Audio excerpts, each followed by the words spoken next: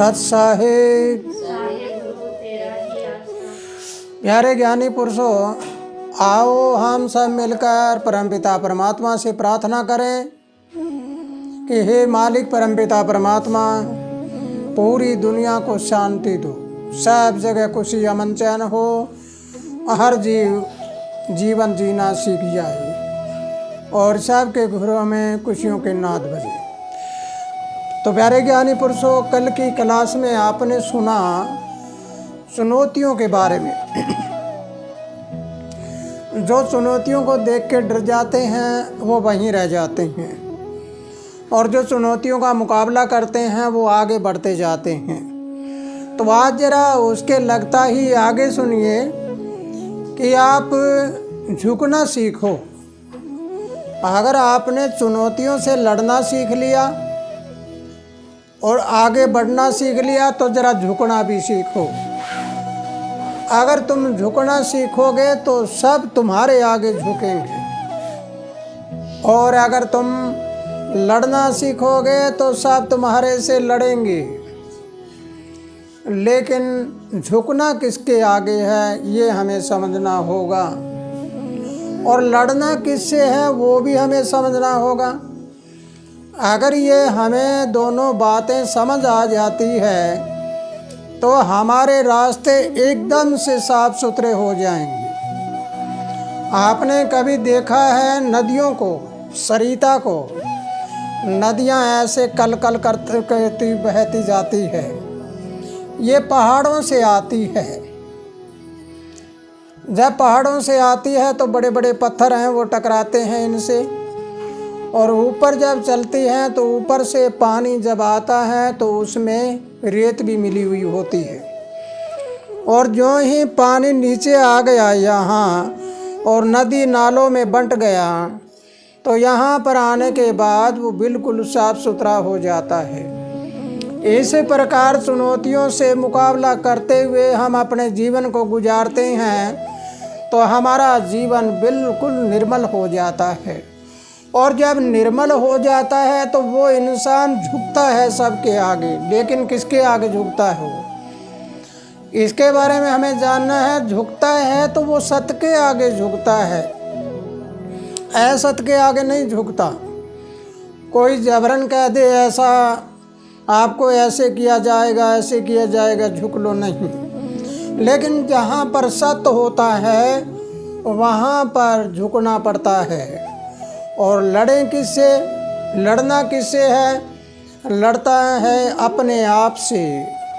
जो दूसरों के आगे झुकना सीख लिया, दूसरों से लड़ना सीख लिया, तो वो आगे चल के क्या करेगा?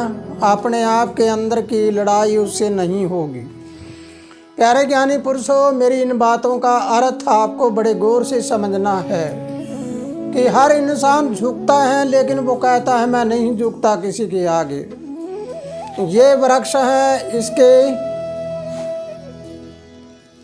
यहाँ देखते हैं फल लगे हुए हैं, यहाँ फल लगे हुए हैं, तो ये नीचे लटके हुए हैं। ये खजूर है, ये काफ़ी ऊंचा है। तो दोनों का मिलान करके देखिए कि एक वृक्ष है वो फलों से झुका हुआ है, और एक ये खजूर है, बीच में इसके खजूर लगे हुए हैं, और यह काफ़ी ऊंचाई पर है।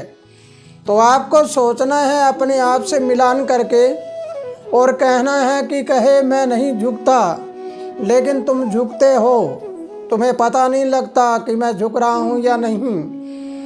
तुम कहते हो कि मैं लड़ता नहीं, तुम लड़ते हो, तुम्हें पता नहीं लगता। इसलिए लड़ना अपने आप से है, अपने विकारों से, और झुकना है तो सत्य के आगे झुकना है। जहाँ पर सत्य होगा वहाँ झुकेंगे, असत्य के आगे नहीं।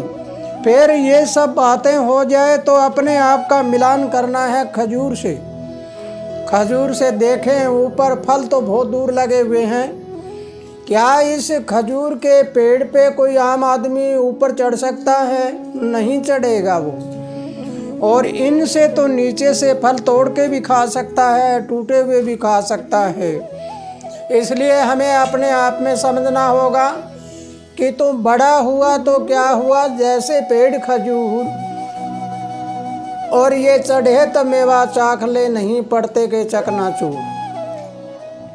अगर ये फल खाएगा, अगर चढ़ जाए तो फल खा सकता है, अगर बीच में से गिर गया तो क्या होगा। इसलिए बड़ा बने तो वो कैपेसिटी, वो हमारी क्षमता होनी चाहिए जो ऊपर तक हम पहुंच सके, और नहीं इस फल के लालच में मत चढ़ जाना। कोई गिर गया तो चकनाचूर हो जाएगा। इसलिए मेरे प्यारे ज्ञानी पुरुषों, आज आपको समझना है कि झुकना सत्य के आगे सत्य क्या है। सत्य एक सतगुरु की ताकत होती है। सतगुरु की ताकत से पहले एक शक्ति होती है, उसका नाम होता है शिव, जिसको उर्दू में अल्लाह कहते हैं। आपने सुना होगा कि जहाँ भी देखते हैं आप अल्लाह का जिक्र भी आता है, और जहाँ भी देखते हैं आप तो डिस्ट्रॉय करने वाला, यानी वो देवता, वो महादेव जो नष्ट करता है, वो सुना होगा आपने।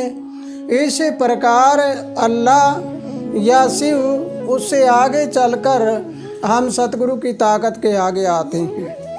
तो हमें झुकना हो तो एक के आगे झुके।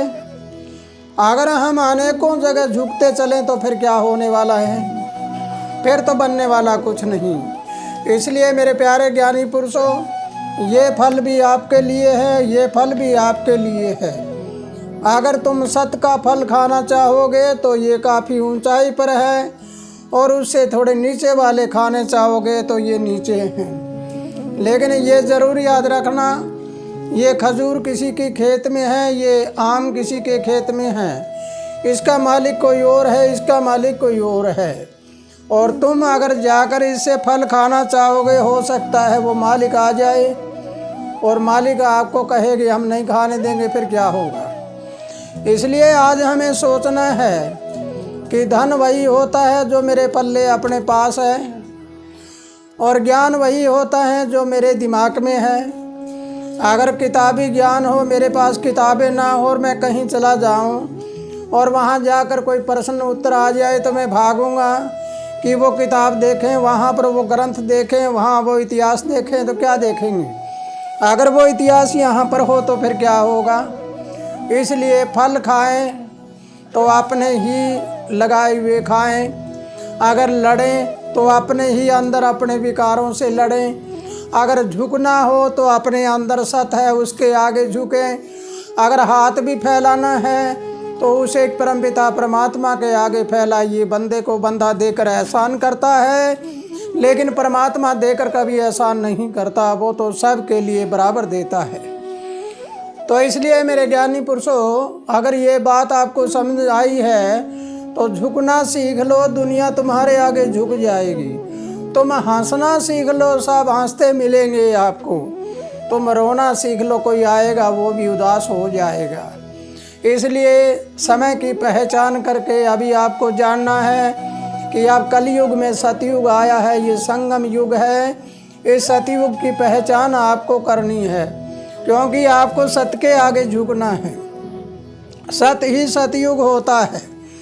अगर हमने सतयुग की पहचान कर ली, सतयुग क्या होता है, जहाँ भी देखते हैं वहाँ सत्य सत नजर आए, ऐसी विचारधारा अगर हमारी बन जाए तो फिर हमें झुकने में क्या लगता है। इसलिए मेरे प्यारे ज्ञानी पुरुषों, जीवन में ऊंचाइयों को छूने के लिए अपने आप को पहचानो, और जो कुछ पीछे हुआ उसको पीछे जाने दो।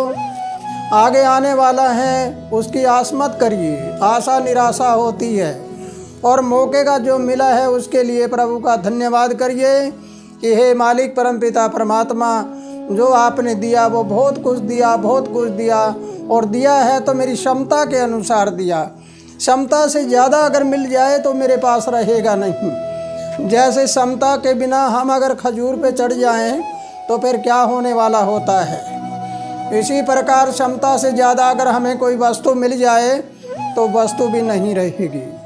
तो इसलिए मेरे प्यारे ज्ञानी पुरुषों, आज की क्लास जो आपने सुना है, इस क्लास को सुनकर अपने आप का मिलान कर लेना, झुकने का मिलान कर लेना। झुकते तो हैं लेकिन बड़ी ताकत के आगे नहीं झुकते, एक छोटी छोटी चीज़ों के आगे झुक रही हैं।